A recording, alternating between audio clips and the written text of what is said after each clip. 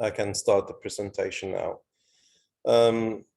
So welcome to all those that joined me today, wherever you are in the world. It's a pleasure to be talking to you today. And I really hope that you will enjoy the presentation and make the most of it. During the presentation, I really advise you take some notes and collect as many tips as possible. I'll be starting with the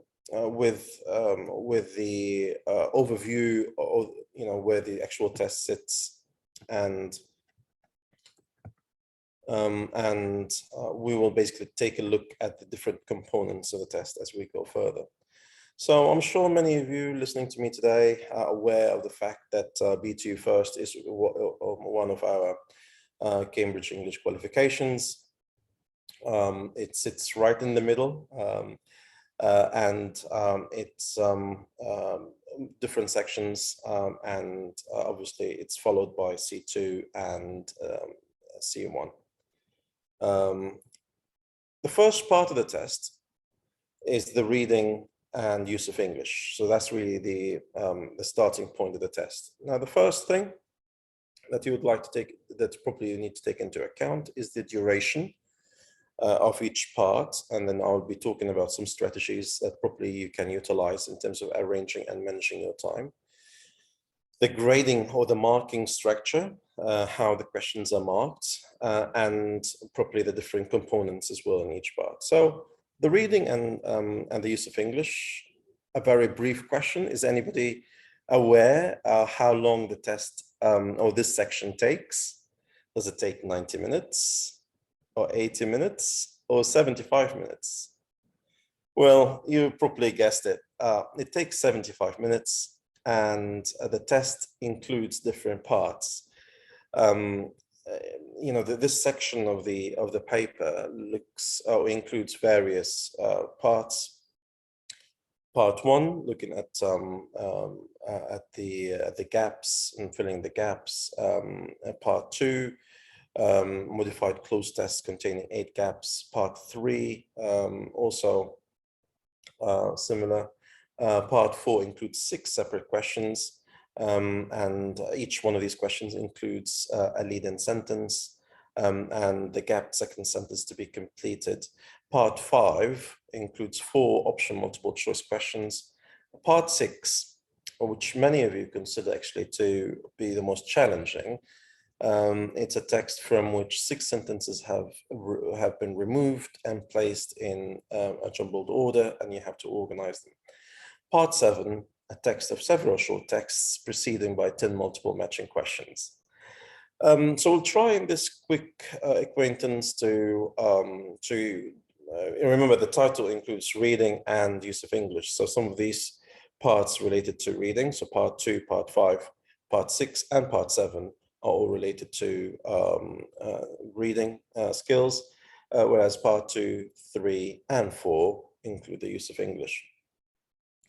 So I'll basically take a quick look at part 6. I'll start with this one. But before we'll take a look at part 6, let's just basically have a very quick overview of other parts as well. So part 2 of the test, which is probably the simplest. If you take a look at this text, and by the way, this is a real text taken from a real exam paper from the official text materials. This text includes various gaps. And in these gaps, you've got, different approaches to how basically you need to fill them up. One of the best strategies to tackle these questions properly is really to understand what's required properly. So there are 8 gaps in this text. There's one word missing each time. In each one of these questions, you will not be given half marks. So obviously, it's only 1 mark for each. And you'll be marked for the correct spelling. So what are the words that basically we're looking for?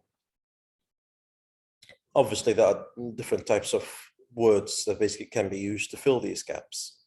And in this part, we will look at the different types of words that can be used for that purpose. So articles, whether it's a, and, the, or all the other verbs as well in a sentence context, like be, can, could, do, can also be used. Once the fluid has finally stopped moving, has is the gap that's used in this sentence. Prepositions also can be incorporated or can be used. There are various words that can fill this this category: above, across, against, along, etc. Linkers: and, but, both, so, although, after, before, since, still, yet, etc., etc. Pronouns also can be used to fill these gaps. Past of verb tenses and forms, whether it's passive or conditional. Would have made, would have made. Today's penguins look small, would have made. Phrasal verbs: when you come across one of the hidden boxes. So this is also another example of how we can fill these gaps. Words within fixed phrases: they were more or less the same height. More or less. These are words within fixed phrases. And as I said, all these questions are taken from an official exam paper. So how can we approach a question like this in the test? So the first advice that I would really, think that basically you should use is always approach the text holistically. Read the entire text, ignoring all the missing gaps and the missing words. Just read the whole text. Ignore the gaps, focus on the meaning. And then for each gap in particular, read whole sentences. So from this text, now I'm focusing on one sentence at a time. So read the whole sentence. What type of word is missing? Decide what type of word is missing from the previous categories that we just mentioned. And figure it out yourself. Make sure that basically you give yourself enough evidence of what word you're choosing. Find the right clues for it. Whether it's fixed phrases or tenses or modules or conditionals, etc. And then it's very important to read the whole text again. Does it make sense? Is it accurate? Is it cohesive, etc. So let's take a look at a practical example, at another example. Okay, this time I would really would like you to consider the following scenario and take a look at the text. I'm sure many of you heard of the phrase, it's raining cats and dogs. But in one place in the world, there was one unique accident that was captured by the following text that you would read, which is frozen frogs. And obviously the text that that's shown here summarizes that kind of story that took place. And now in this brief acquaintance, I would like you to take a look at this text and try to apply the rule or the strategy that I just highlighted. Try to read the whole text, the whole paragraph. Try to make sure that you understand the general idea of the text. I'll pause probably for 1 or 2 minutes here so you can get a chance to practice as well. And then I'll continue afterwards.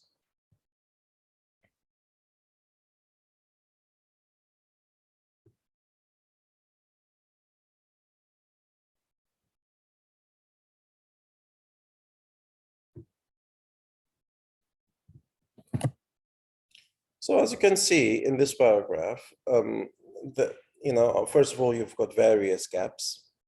So in the first gap you have, the first one is filled up for you as an example, then 1, 2, 3, 4, 5, 6, 7, 8. So you've got the 8 gaps. In each gap, there is only one word that you need to fill up. So the strategy is to now take each sentence separately and decide for yourself whether the sentence is going to to be any of the types that we mentioned earlier. Find the clues for yourself and then refine it, redefine it. So I did this task, so the first one is look at each gap and read the whole sentence where the gap fits. And then we need to decide what type of word is missing. Is it a noun? Is it a verb? Is it a linker? Etc. And then we need to find the clues that come with it. Is it fixed phrase? Is it tense? Is it a model? So whatever the case is. So let's try filling these gaps here in this paragraph together. So the first one, small town in Auckland were confused by what appeared to be a small green frogs falling to earth during a violent storm. If you continue reading, strange as it seems, sightings of frogs and toads, which seemed to be raining down to earth, were surprisingly common.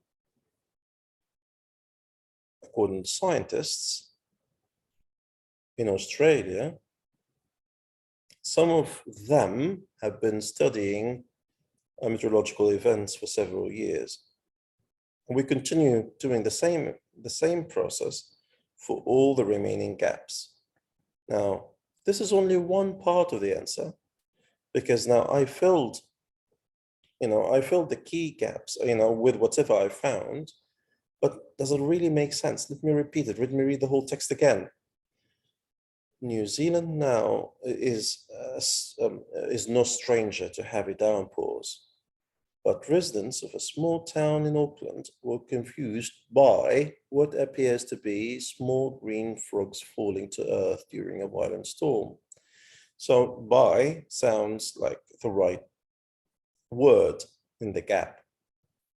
If we continue the sentence afterwards, let's go to the second gap, which seems to be raining down to earth, where, wait a minute, which seems, obviously the tense in the sentence is present. So that means technically I need to change that to are instead of where. Are surprisingly common. According to scientists, some of them, some of whom, because obviously we're still referring to these incidents, have been studying these meteorological events for several years. So with that particular strategy in mind, you've got three key things that you need to look for in part two. The first part is always make sure that you understand the idea of the text.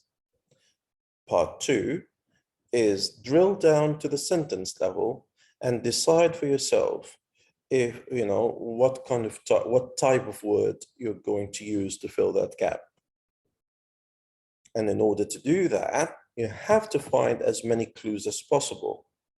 This is really, really important. And actually what makes it more important is to, what actually makes the whole thing important is to put the whole text together and try to read it for yourself. But remember, you have to do that as quickly as possible. You don't want to waste too much time, kind of analyzing one word or one sentence on the expense of the rest. So for part two, my advice is very straightforward. Try to read, try to understand the task or the paragraph that's given. Try to fill the gaps by what you decide is the right type of words based on the evidence and the clues that you have in the text, and then make sure that you have that you read the entire text when you finish. Let's now continue with the reading part. Let's now take a look at the other parts, and I will basically focus at one of the reading tasks in a minute. But before we do that, a very important tip that I think all people listening to me today should always pay attention to. We need to be good readers, and good readers do not panic over unknown words. This is really, really important. In many occasions in my teaching career, we came across situations where learners during exams in particular start to worry the moment they see a new word. A good reader can always work out the meanings of the unknown words, so the whole meaning of the text does not depend on one word only. If you don't understand the meaning of one word, ignore it, especially if it's not important to the main text. So my advice, and this is something that I would repeat throughout this presentation, is keep calm during the presentation, for whichever level is possible, and ensure that you try to comprehend the text in one piece, not focusing on the meanings of individual words. So a good reader, is the reader that's able to understand paraphrasing. You're able to change the structure of a sentence. You're able to as well understand how these sentences are referenced. And obviously using, words of a similar meaning. This is always very, very important. So let's take a look at some of the parts, and in particular, like I promised at the beginning, I think from the feedback that we always receive, people consider part 6 in the exam is the most difficult. So basically what I want to do is take a deep dive into part 6 and see how best we can sort it out. In this text, this is a typical part 6 question, and it's a real text where you have a paragraph, a comprehensive paragraph, you have a number of sentences, and obviously you need to choose. So you've got 7 choices, obviously for 6 answers. Each choice is 2 marks. So that means you've got 6 answers. That means the total is 12 marks. So each answer is 2 marks. Okay, this is very important.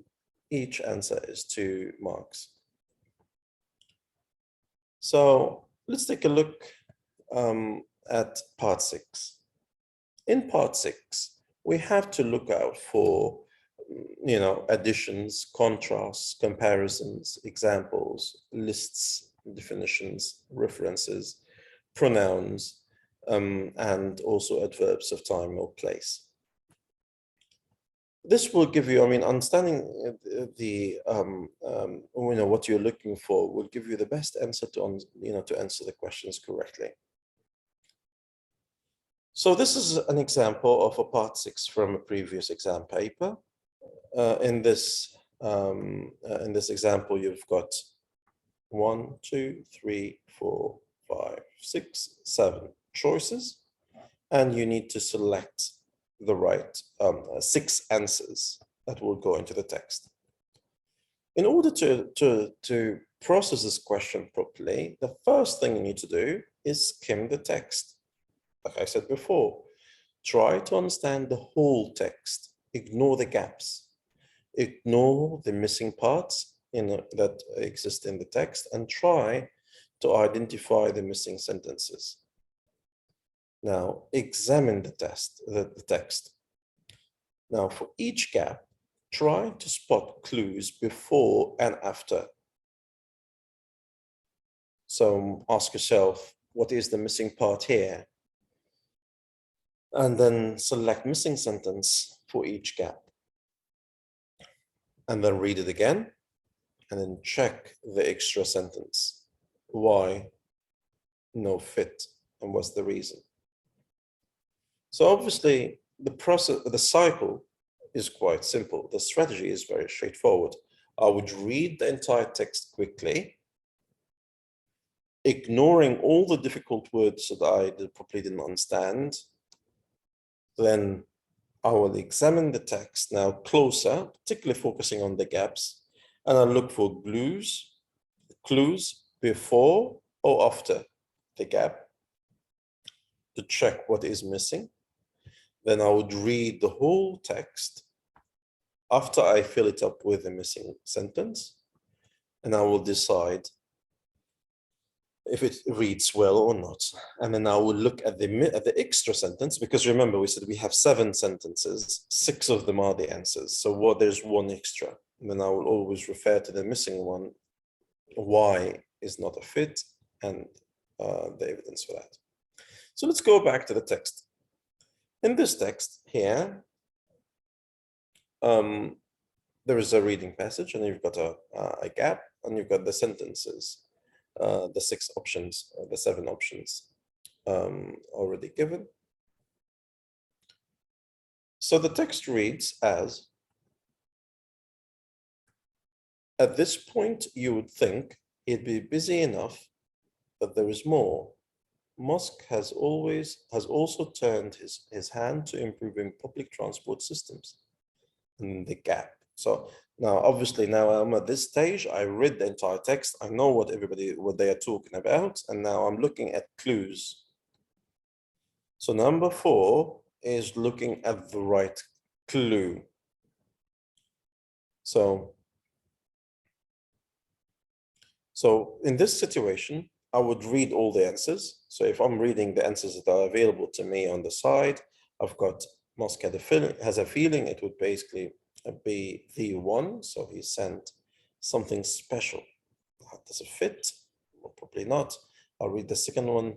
The answer is that he was one of the masterminds behind probably the most popular means of online payments, PayPal. Remember, the clue that I have before the gap is improving the transport system.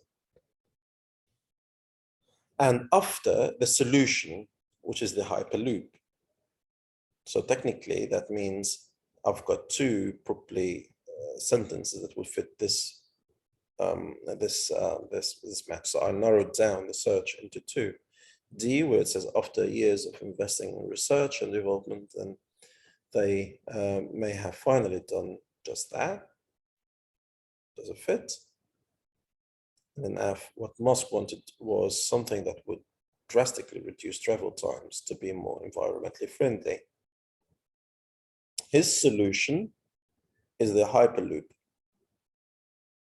So in this text, I've got improving public transport as the first clue, what Musk wanted, and then reduce travel time and environmentally friendly. So he wanted 2 things, and these 2 things will automatically improve the public transport system. And the solution to that was the Hyperloop. So that means technically, in these answers that I was given, there were 2 keywords that I would look for in this quest. The first one is they, referring to the tools basically he inserted, and that, which is technically the solution that he provided. Now, this is just a typical brief exercise, a quick look at how the reading tasks are structured. But ultimately, one of the main things that basically play a major role in the success in these questions is managing your time well.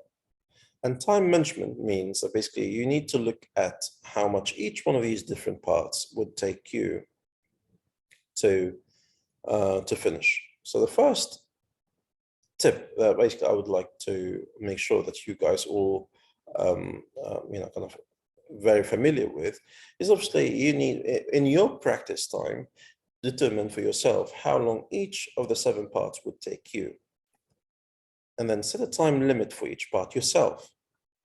And then once you reach that point where you decide that basically it's done, but you haven't finished yet, move on and do the next task. This is my best advice for the reading task. I have met a lot of candidates and students that struggled to get the right score that basically they want to get, simply because they didn't manage their time well. This is an example of how the test would typically be decided and divided. Again, this is just an example. Some people prefer to spend more time on one question or less, but that a typical exercise would include a plan in your head, in your mind, how long each one of these different parts would take you. So part one, technically looking at around 9 minutes, part two, 9 minutes, part three, 9 minutes, part four, 9 minutes, part five and six, probably the longest in terms of time, looking at around 14 minutes, and then part seven, looking at around 11 minutes. So again, my advice is try to time yourself for each one of these parts. And if you feel that you reached the end of the time without finishing the exercise, stop there and come back to it later. Do not spend too much time on a question. And it's always important at the end, really, to allow more time to review, to check your answers, just to go through it.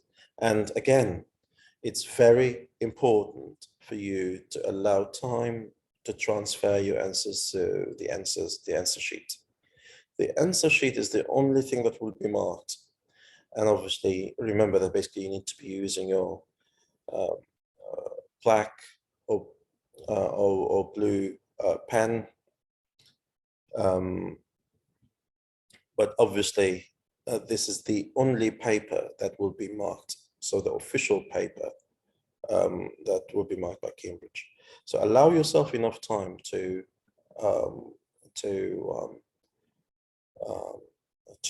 copy the questions and transfer the answers to the answer sheet. Now, I think for the writing part, it's quite clear. I think now you have hopefully a better understanding of how to approach the paper. And like I said before, the purpose of this webinar is just to give you a strategy how to move forward. It's not a replacement of your preparation time for the test. Now I want to take a look at the writing part before we go further down in the writing part, but let me check just very quickly here if there are any questions. Okay, some of the questions, yeah, I'll refer to these questions at the end, but just for the sake of time, I'll keep a note of them and I'll just refer to them at the end. And let's take a quick look at the writing part. Now, in the writing section, remember that you're not allowed to use pencil. You're not allowed to use your correction pen, your correction ink. Any of these equipments is forbidden completely. You can only use your pen, blue or black, and that's the only paper where you are allowed to do so. But please bear in mind that you are not allowed to use any of the correctors or the correction pens or whatever techniques used. If you make a mistake, just scratch neatly and just continue writing next to it. And please make sure that you write as clearly as possible, to give the readers, the markers, the chance to read the paper clearly. The writing part, again, is 80 minutes in total. It's 80 minutes and there are 2 parts. The first part is one compulsory question, and part 2, where you choose one task from a choice of 4, including a set text option. Now, the types, now we'll basically take a look at part 2 only in this presentation. Obviously, there are different types that, that you can be asked to write about. And that includes letters, emails, reviews, articles, or stories. Please bear in mind that it doesn't include reports. So a typical paper would include questions like these. And obviously you need to decide what is, so the first thing to do is you need to select what question basically you want to select, to choose, you want to write about. And obviously you need to write a letter, or write a review, or write a story. And then you need to make sure that basically you obviously respond to the question as per the text given. So the strategy that I would always advise students to use in these kind of situations is to look at the overall picture. You know, before you embark on writing, it's very important that you imagine or take a clear picture of what is the question, what is the situation. Just give your imagination a chance to explore it further. And that would involve the following cycle. First of all, process the task, and then plan, and then write, and then check. So process the task, plan, write, and check.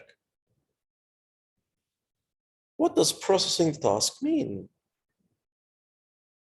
Processing the task technically means knowing, understanding what is the task itself, understanding who is it for, why am I writing it, and what am I writing about.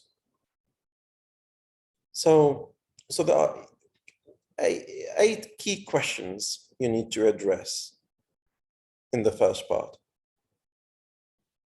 Who are you writing it? Who are you writing to? What is the context? What is your purpose of writing? What does your reader need to know? What specific format is needed for your text type? Whether it's formal, informal. How are you organizing your ideas? And our organizing ideas is really, really important. I always tell my students when I'm supervising their writing pieces, whether it's a dissertation or a thesis or an exam like this, I always tell them that structural clarity leads to conceptual clarity. And what that means, basically, if I have the proper flow of ideas, then obviously, if I have the right structure of my paragraph, I would be able to fill in my ideas quite clearly. So each idea will sit in a paragraph, not mix ideas up. And then I need to address what language would be useful to match the type of text and to achieve the communicative purpose, and what register is appropriate. Let's take a look at this example. This is a real example taken from one paper. Look at this exercise with me. Here, you would see that the task is as follows. You just received this letter from your English friend Lucy, and it reads, "My school wants to raise money for some new sports equipment. Have you got any ideas about the different things we could do to raise money? Please, could you also give me some advice about how to organize events? Many thanks, Lucy." Just a quick look at processing the task here. You would be able to see that you can, for the first question from the 8 questions that we just talked about, who are you writing the letter to? It's your English friend, Lucy. And remember, it's a letter. You just received a letter. So that means the context properly refers to informal piece of writing. A very common mistake here that I see in these type of papers is that basically when it comes to the writing task, you write our school or my school. Remember, the text here refers to Lucy's school, not yours. If Lucy wanted to talk about, if you were both going to the same school, she would have said, our school wants to raise money. So it's very important to pay attention to these details because that makes a big difference in your answer at the end. So what does school want to do then? They want to raise money. So 2 things in this paper. They want to raise money and advice on organizing events. So raising money and organizing events. So that's basically what the reader needs to know. What specific format is needed for your text? they told you in the question itself that you received a letter. So by default, you're replying by a letter too. That means your answer would basically follow a letter convention. This is very important. So obviously, if you're writing here text, not following, the letter format, then obviously you haven't answered properly. Now, how are you organizing your ideas? And I think this is also very important. And that's what I was saying earlier, that basically you definitely need to have the right structure in place in order to organize your thoughts properly. Because remember this all the time, structural clarity leads to conceptual clarity. So in typical letters, the first thing you need to do is to acknowledge the letter that you received from Lucy. Thank you for your letter that was received in this date, and then you need to give some ideas to how to, because remember, these are the two things that basically they wanted information on. Ideas on how to raise money and ideas on how to organize events. So obviously you need to conclude with a paragraph or a sentence that would express hope or wishing Lucy good luck, or probably seeing her soon, or meeting her in the near future, etc., whatever you want to close it with. So obviously here, in this particular part, you're organizing your ideas, how many paragraphs you want to write. And remember, you're always writing one idea per paragraph. Do not write more than one idea per paragraph. So now you've captured all of the ideas that basically you want to write about, and it's time to decide what language would be useful to match the text type to achieve your communicative purpose. So obviously in this context, you're giving suggestions, you're giving recommendations, you're providing solutions. And then in this format, you would probably give preference. I'd really rather you organize a small meeting, for example, rather than approaching people individually for collection, for raising funds. So ideas like that will be very helpful in setting up your functional language scenes. Asking someone to do something. Do you think that you could collect me from the airport, and then thanking someone for their help, for their support, and give a reason, explaining something, etc. So obviously, in the context of the exercise that we're looking at, the register that basically you're considering is a friend. So obviously the whole context is informal. And remember, obviously in this context, even if it's informal, you can't use contractions in your writing. You can't use as well exaggerated emphasis on certain actions, or you can't focus on less formal. You can probably utilize less formal words, and then less complex linking. That's why, for the above reasons. So you use that's why instead of for the above reasons. So remember, it's a letter, so obviously it will carry more informal context. Again, it's the opposite if you're writing a formal email or a formal letter to the school principal, for example. This is clearly not the case. This is just not true. So this is clearly the case is the formal expression compared to the starting with a negative in the sentence itself, or the software is essential for my work. It's a formal sentence compared to I really need the software for my work. The same with the final example on the screen. For the above reasons, I'm requesting an extension. That's why I want more time. So why I want more time is an informal expression that's used. That's probably avoided in informal writing. And then finally, the communicative situation, which includes explaining your opinions to your classmates or your colleagues. In a formal context is always the case. If you're basically writing an email to a friend, it's informal. If you are inviting a friend to spend a holiday or visit you over the weekend, it's informal. If you're requesting a refund on a faulty product that you purchased, it's a formal. So obviously all these different things will always help you set the scene. So the point I'm trying to make here is obviously that all these 8 questions that we just talked about in the writing section will help you grasp the structure, the overall scene of the writing piece. And the second part is the planning. And obviously the planning leads directly to writing. And then the writing, of course, when it's done, it's very important that it's checked.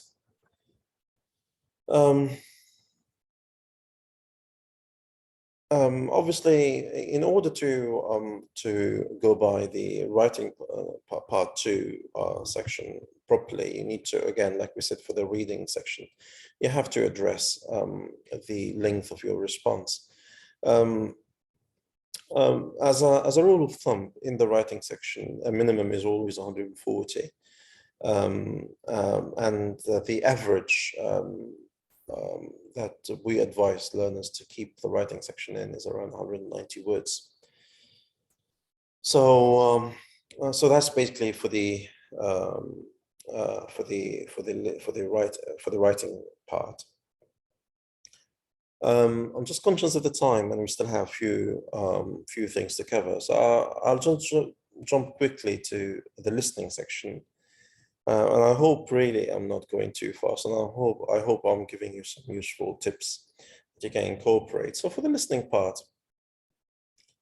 you know, it's probably a little bit shorter than the previous 2 parts. You have around 40 minutes. Remember, in the listening part, you've got the section, you've got the option to listen twice. And all instructions are written down as well as heard. In the listening part, as I said, you've got approximately you've got around 40 minutes. You've got 4 parts. Part 1 includes a set of 8 short unrelated extracts. And obviously you'll basically, there would be one multiple choice question for each. So you'll end up with 8 multiple choice questions. Part 2 includes the sentence completion task, and it has 10 questions. Part 3 includes 5 short related texts with 5 multiple choice questions. You know, there are 3 distractors. In part 4, that's the part I think that most people find a little bit more challenging, which is the interview or an exchange between 2 speakers, and it includes 7 multiple choice questions. So in this presentation, we will have a deep dive for part 4. In part 4, like we said, it's a conversation, it's an interview or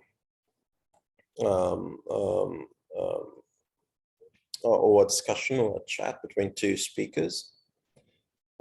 Each one of the multiple choice questions will have 3 options, and they talk about attitudes, experiences, or details, etc. My strategy always would be to process the task, to understand. I mean, it seems that basically this is really the rule that always works. Start with the general, and then focus on the specific afterwards. Start with the bigger picture, understand it, grasp it, and then focus on the details inside. This is an example that I would like to share with you now. In this paragraph, in this a small interview, not sure if it's showing or not. Obviously, in this example, obviously there was supposed to be a section that probably you would hear. I'll check technically why it's not showing. But in this interview, there's a conversation taking place between a young man called Mark, who spends his spare time playing in a band, and it's becoming quite popular in his local area. See if I can play the.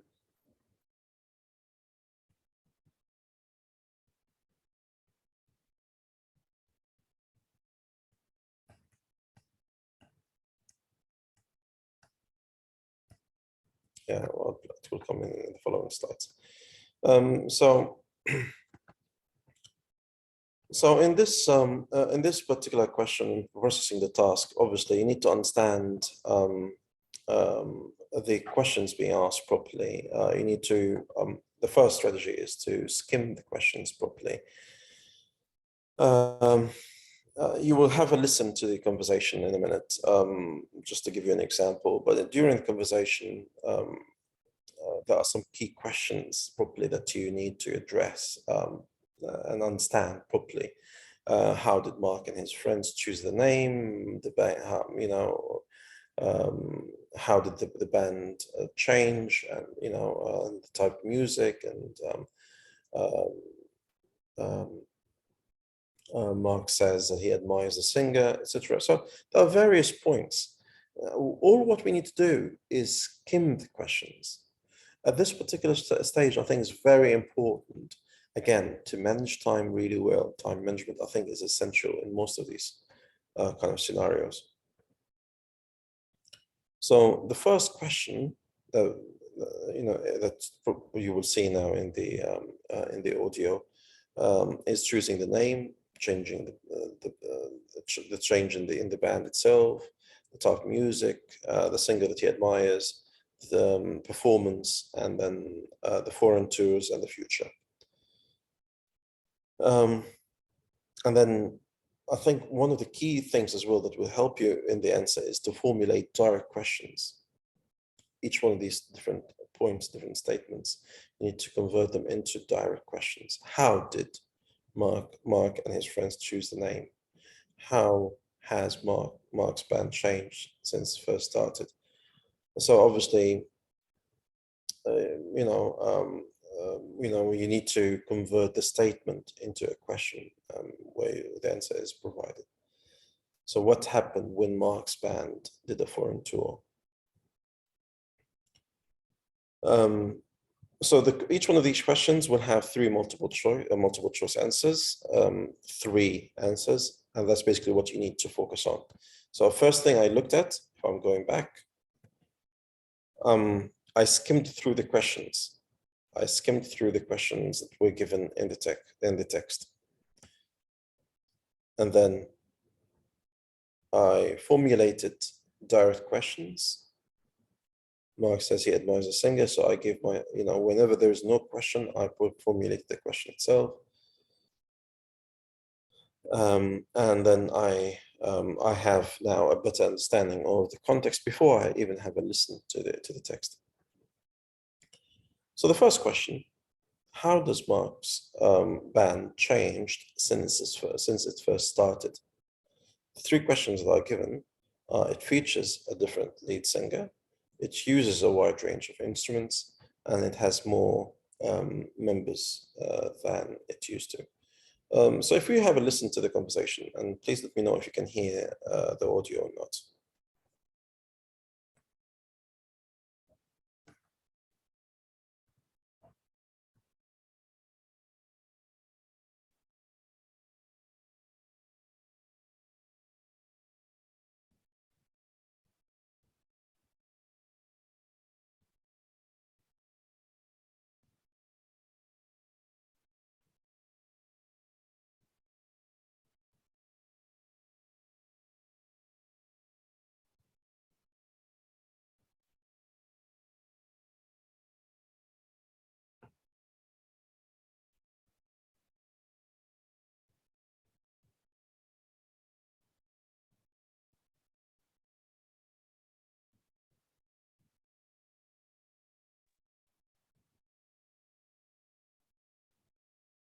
Oh, we can't hear it at the moment.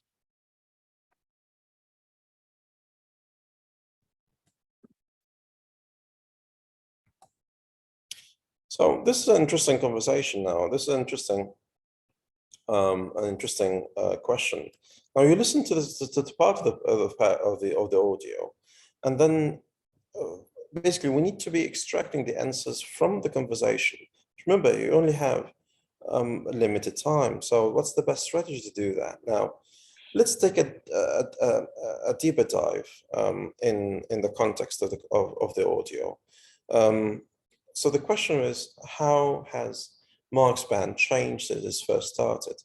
Then he goes on to talk about what happened 5 years ago, and then the change in the structure, the change in the team, and he continues.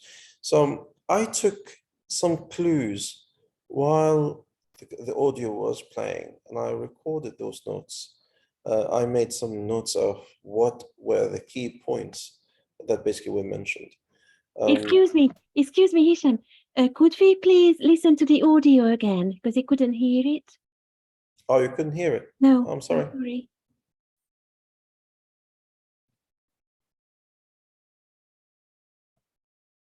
Can you hear it now?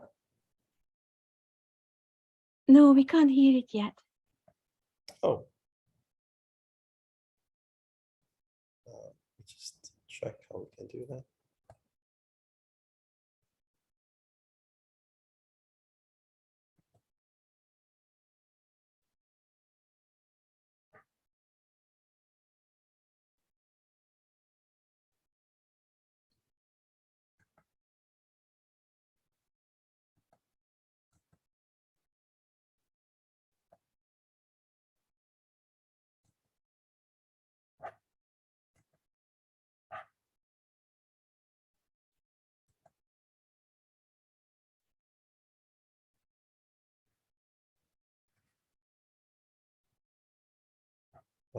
I'm not sure really what's the problem.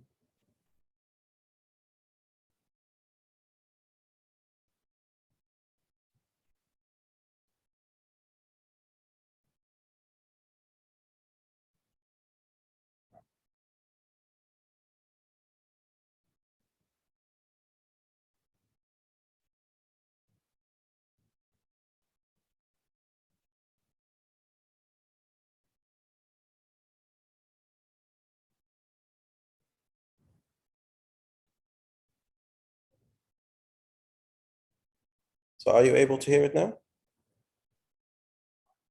No, we still can't hear it.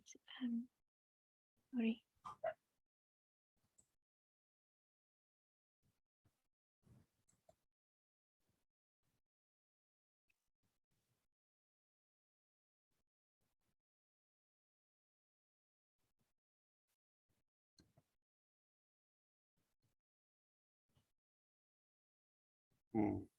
Not sure.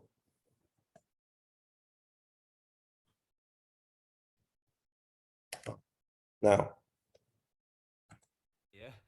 Then one day we were sitting. Can you hear it now? Yes, great, thank you. Yeah. Okay, so let's have a listen. So this is the audio for the same questions that are basically showing on the screen. So please have a listen. Yeah. Then one day we were sitting around saying we just had to find something. The radio was on in the background, and there was a news item on about something really important that had happened in a place called Seaton Park. I can't remember what now, but we all kind of simultaneously thought we could go with that. That was 5 years ago, wasn't it? Has your band changed much since then?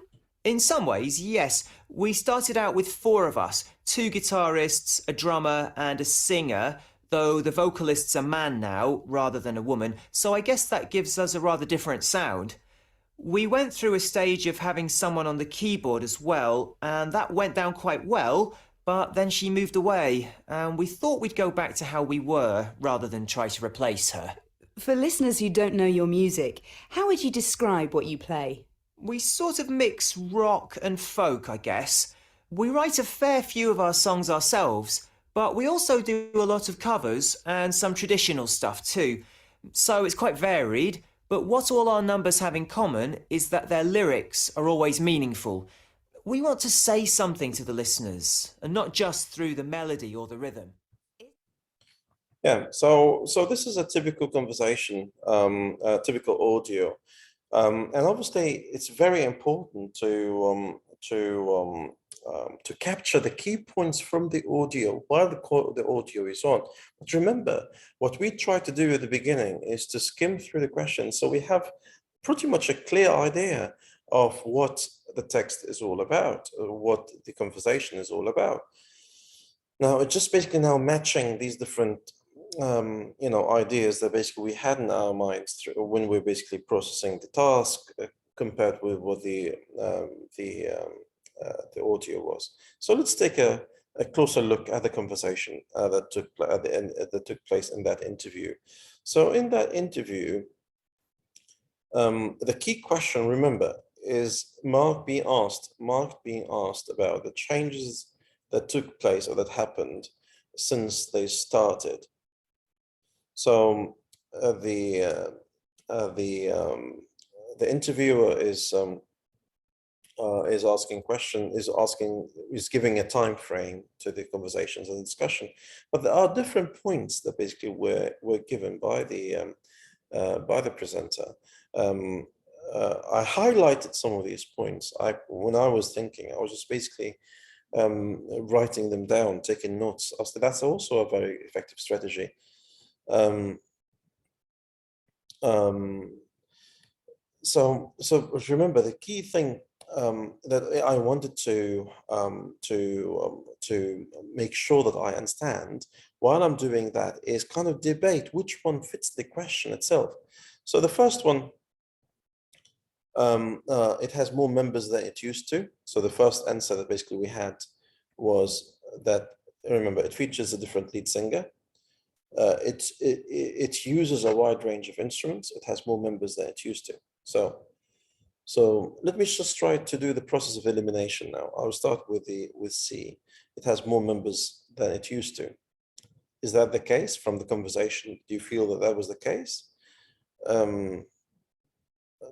Well, they probably had vocalists, a man rather than a woman, and then someone playing on the keyboards as well.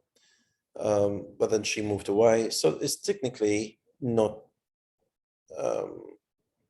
it doesn't seem that they have more members than they did before. So the first answer is eliminated. There's a second one, that B, it uses a range of instruments. Now, he didn't mention at all changing the instruments in the conversation. So that means I'm left with only one answer, which is it features a different lead singer.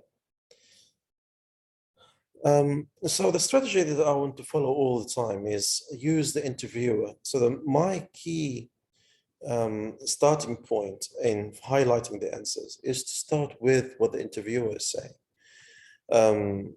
And then look at the options, and then I would take evidence whether basically they are correct or incorrect, like we did in the previous task.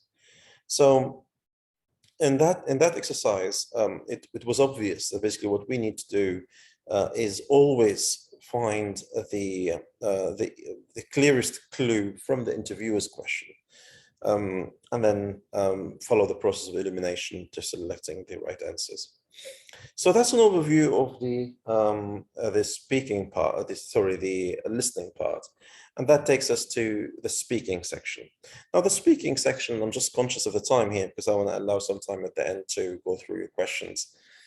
And I'll also share with you some of the resources that can be used in this context. So in the speaking, remember, it's relatively shorter. So in the speaking section, you've got 14 minutes compared to the previous parts.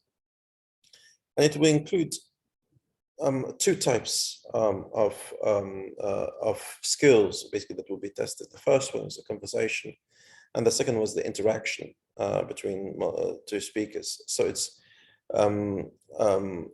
looking at measuring these different skills in the context of time.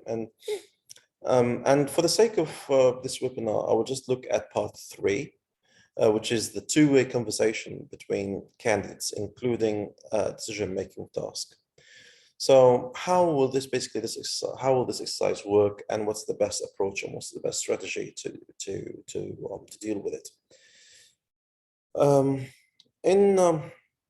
In part 3 of the writing part, you will be asked multiple questions, or there will be different types of scenarios, either different types of questions that will be asked, where you'd have to converse between the two candidates, play musical instruments, what students might want to learn in their studies, for example, speak another language, play a musical instrument, cook a meal, play sports, draw a wheel, so various senses. Now the examiner would ask you to make a decision, to decide. And obviously, you will be given time to prepare your answer. And the key strategy here, the key important element, is to keep the conversation going. To obviously don't have a long pause in the conversation or in the flow of the conversation. And obviously, it should focus on what you think. Why do you say that? And then the counter arguments at the other end, and then the interesting points. And obviously you need to use things like "I suppose," "it depends," doesn't it, "I'm not sure," "because," things like that. So so that's basically part 2 in brief. And then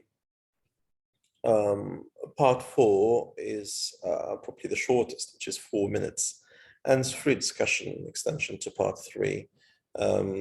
And it includes a range of questions, and it includes interactions. It aims to extend interactions, to generalize or to speculate. Some of the examples can basically be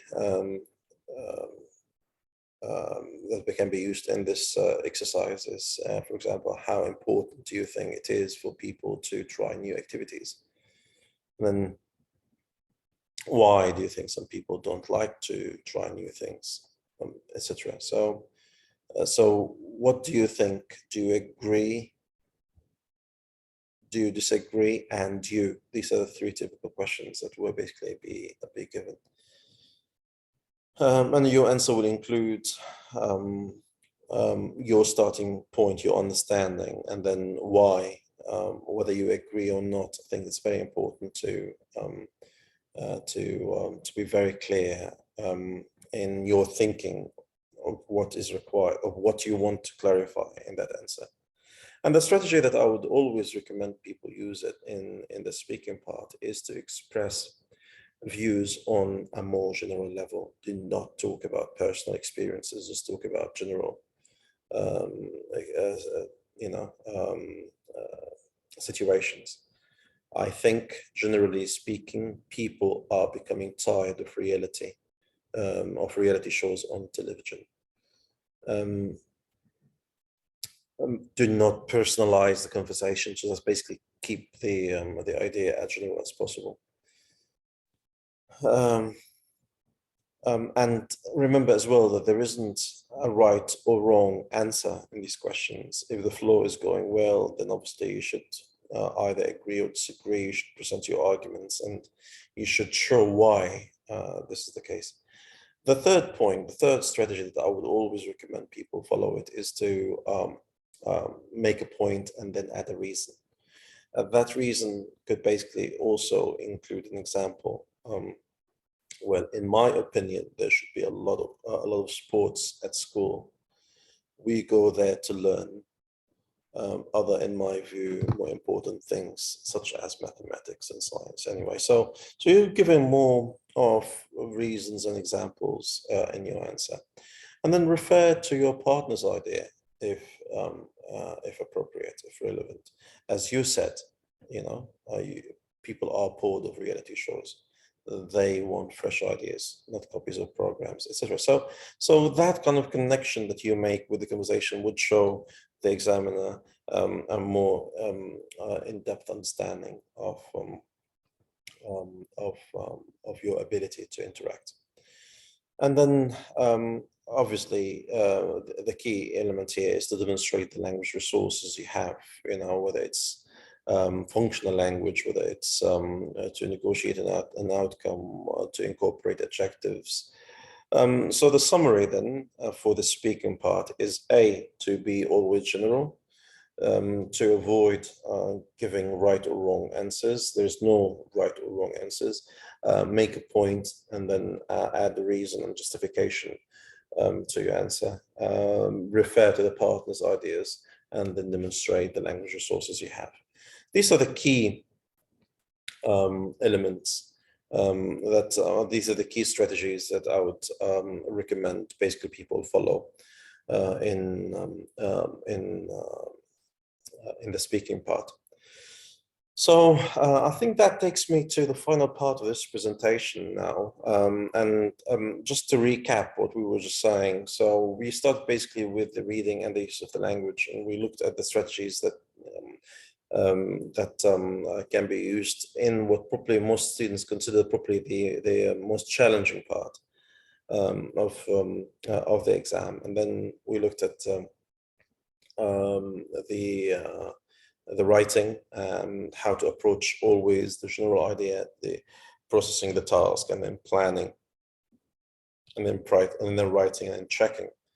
And then we looked at the listening part, and in the listening part we looked at one part only, or one section only, which looks at the interviews. And definitely the key strategy that I'll use in these interviews is to use the interviewer's question as my clue finder. And then we looked at the speaking, and in the speaking, obviously there's more room to express yourself really. And obviously the key piece of advice that I always give in the speaking part is to use generalizations and give reasons and refer to your partner's ideas if appropriate. Of course, show your understanding. Now, there are lots of resources that can be used to prepare for B2 first. There are plenty of resources. So in the final part of this presentation, I will share with you some of these resources and where you can find them. So in the presentation in front of you, would be able to see a screenshot of our website, and there's a section dedicated to free resources. So if you go to Learning English, there's a section dedicated to free resources, and that includes a range of resources.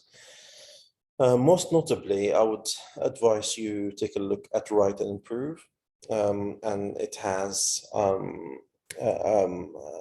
really interesting range of practicing exercises, particularly when it comes to the writing part in B2 first. There's a section dedicated to B2 first. We can write about emails, or you can write informally, and it will give you instant feedback. So I would strongly recommend that you have a look at Write and Improve as one of the tools. Obviously, there are many other tools. You can look at Kahoots. There's a range of Kahoots. There are also a range of resources that probably you can explore, all available online on our website, and they include various exercises and tasks that you can incorporate. There's also an information for candidates sheet that you can get a copy of. You can take a look. And then for B2 first, there's a range of Kahoot exercises that can be used as practice tools for the test. And just by clicking on Kahoot, you will be able to choose whatever you feel is more relevant to your exercise. Exam Lift is also a new app that incorporates fun and flexible ways to practice to improve your English in general. Simply download the app and enjoy the experience. Also, our channels on social media, you've got a range of pages that we include a large section of resources. Also in YouTube and our YouTube channel, it has this is probably the most relevant thing to the preparation that you do, particularly for the speaking. As you can see, there are many examples of how the speaking section is done, different speakers and different users.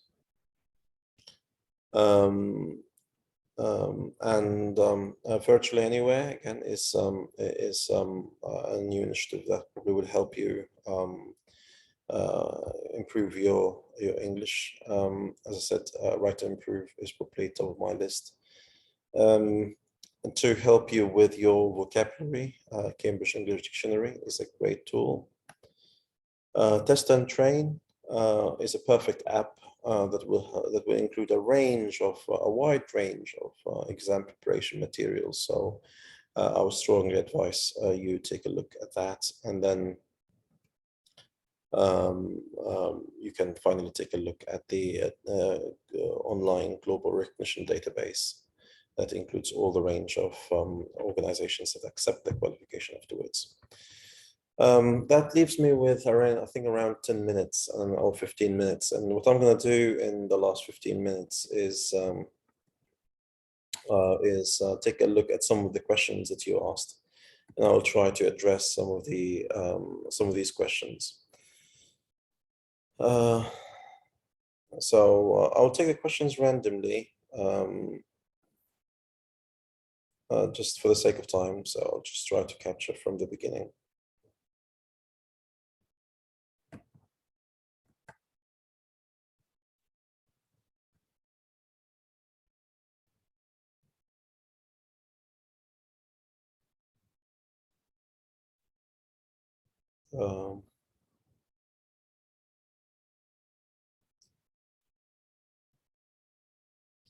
So Irina is asking a very interesting question. Will our image of our writing affect our score? And I'm not sure if I understand the question correctly. So if you're referring to how clearly you're writing, that's definitely the case. So if you're writing clearly, that will affect the score.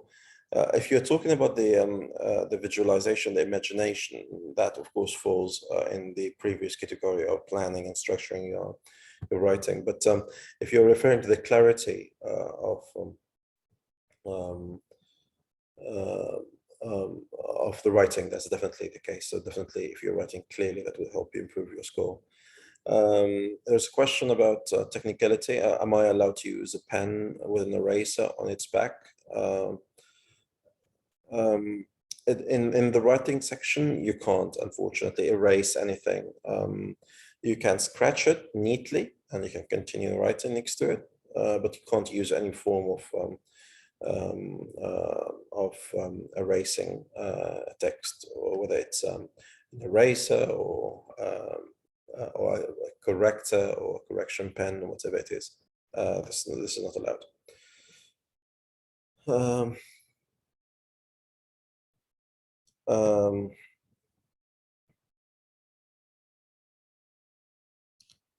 There's a question from Georgia. In the essay, is it advisable to write one argument point of view per paragraph? Yeah, definitely. I always advise to have one idea per paragraph. And this is very, very important. So I wouldn't recommend adding more than one idea per paragraph. The question regarding the word limit, will it be fine if we write more than 190? 190 words in the writing section? Well, the minimum word count is 140. The average is 190. So you can write up to a certain limit as long as it doesn't exceed, I think, 200.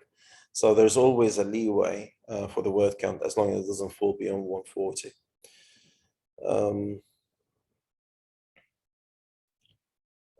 Christina is asking about the Cambridge preferred format of writing tasks. Of the writing tasks in terms of the answers, you mean, Christina? If that's the case, so like I mentioned, always try to address, it depends on the part that you're answering and what part of writing that you're going through, but always clarity in your answer is key. So always try to write clearly, straight to the point, identify all the main variables, all the main components related to the answer, and just write as clearly as possible. There's a question about keeping notes on the paper that I have my reading and my essay. Of course, you can keep notes as long as basically you're able to migrate and transfer all the answers to the answer sheet clearly. Do we first write our answers on another paper and then rewrite it in the exam paper? Yes, that's the case. So how do we correct mistakes if we were writing with a pen? You scratch it neatly and then you continue next to it. You do not use a correction pen or correct, any form of erasing in the writing part.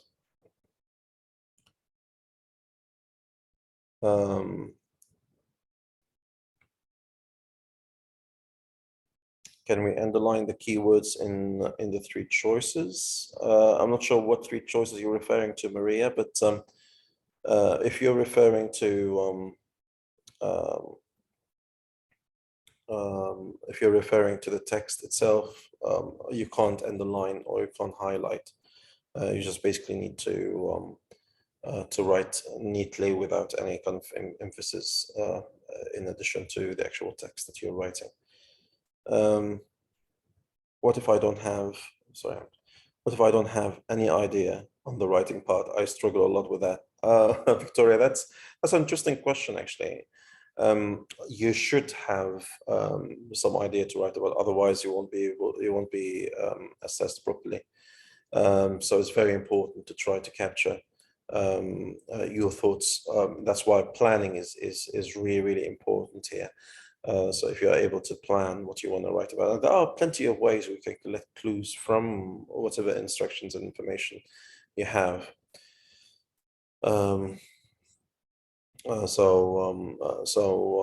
Definitely you need to make sure that you plan ahead before you start writing. And that's why in this strategy, we suggested that basically you should understand the text, you should process the text, you should understand exactly all the different elements connected to it. And that's when that's only the time when you are able to plan and write.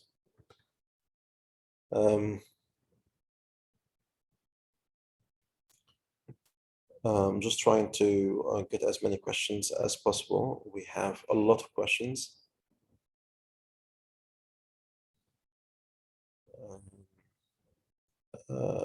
Dementis is asking, is pencil allowed to be used in the writing section? It's not. It's only pen, black or blue.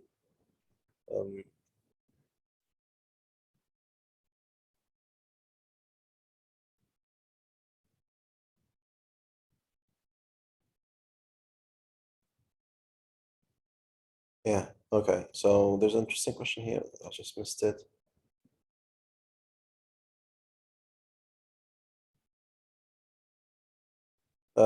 There's an anonymous person asking a question about about passing the time limit at speaking. Will that affect our mark? Of course, you won't be assessed if it goes beyond the actual time limit. Do you have to write on the answer sheet if the exercise are multiple choice? Definitely, all the questions that basically we marked are the ones that are on the answer sheet. In transforming sentences part, is it possible to be more than one correct answer, to have more than one correct answer? No, typically no. If there is, it would be stated in the question, but typically there's only one correct answer. There's an interesting question. Would it be more damaging to leave questions blank or answer them wrong? This is an interesting question. My advice is always to try to attempt all the questions. Don't leave questions blank. Chances are that you will get some right answers in these questions. But if you leave them blank, definitely you won't be getting anything. So it's always advisable to organize your time properly and make sure that you answer all the questions. Before you submit before you complete the test. There's a question from Marcin. What if I didn't finish my essay and I have only 100 words written? That will affect the score for sure. That will affect the score if it's less than 140 words. That's the minimum that you should have your answer. And that's, like I always say, I mean, before you go to the exam, try to practice as many writing tasks as possible. Not the writing itself, but the planning for writing. And obviously when you have enough, so you saw in the example that we talked about in the webinar, there are plenty of things that you can include as well. If it's an email, for example, the acknowledgement and the closing and the greeting, all these different things will give you the word count that you need. So don't worry, if you're following the rule that we talked about, you will not basically run short of words.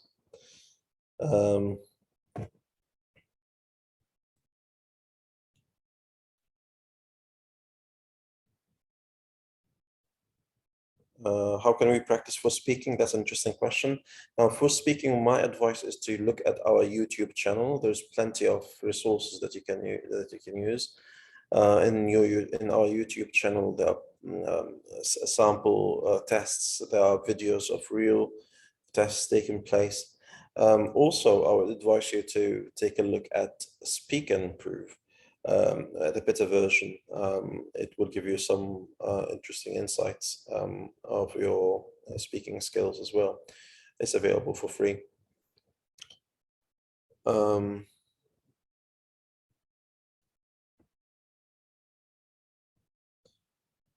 I think we have time for one more question.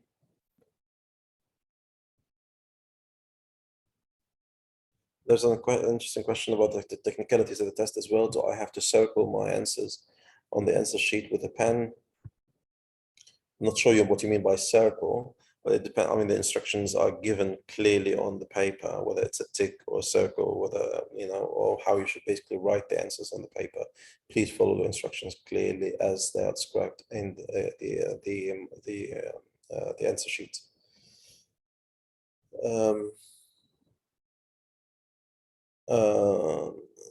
There's an interesting, Maria is asking about can we ask the examiner some questions during the whole exam or not? Of course you can't. All the answers are given clear, all the instructions are given clearly on the exam documents, so you will not be able to ask any questions during the exam, unfortunately. I think I have time for one more question. Interesting question. The person asking the question is saying, I stutter sometimes when I speak part on a different date or on the same as on the other sections. I think, I mean, a general kind of observation that we see in these kind of situations, that people tend to perform better in any other day apart from the exam day, particularly when it comes to speaking. And there are many reasons for that, particularly, the exam anxiety, the way you feel, the pressure of the exam, etc., etc. So my advice will always be go to the exam fairly well rested. Do not panic. Just try to go there as calmly as possible. With try to minimize your pressure, because a lot of people tend to perform worse when they are under stress or when they are suffering from any form of exam anxiety. So I think one key important factor that will help with the success of the speaking part in particular is to go there as calm as possible.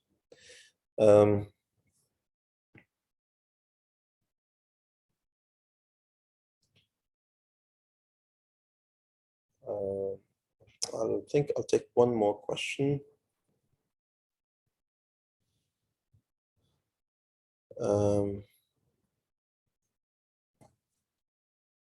So Katia is asking about the dates of the exams, and all these basically will vary from one country to another. There are different schedules. Please consult with the exam center, where you can find the nearest exam center and the exam date, nearest availability.